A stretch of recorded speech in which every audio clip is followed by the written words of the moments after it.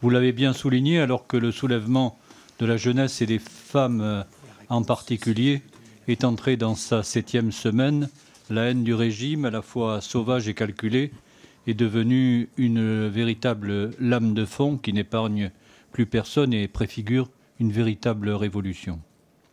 L'ONG Iran Human Rights, basée à Oslo, qui tient une comptabilité très précise des victimes, évoque au moins 253 tués à la date du 28 octobre. En revanche, la comptabilité des blessés semble impossible tellement ces derniers craignent d'aller se faire soigner à l'hôpital.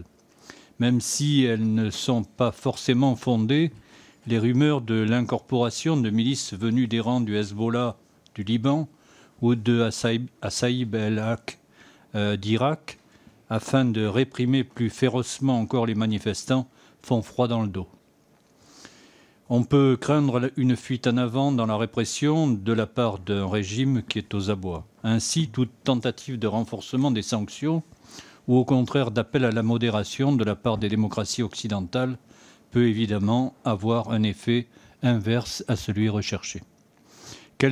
Ma première question, c'est quel type de sanctions jugez-vous pouvoir être efficaces, beaucoup plus efficaces, parce qu'on voit bien que celles qui sont adoptées jusqu'alors, finalement, offrent plus d'inconvénients, en particulier aux classes moyennes, et ne touchent pas vraiment la cible que l'on souhaiterait toucher.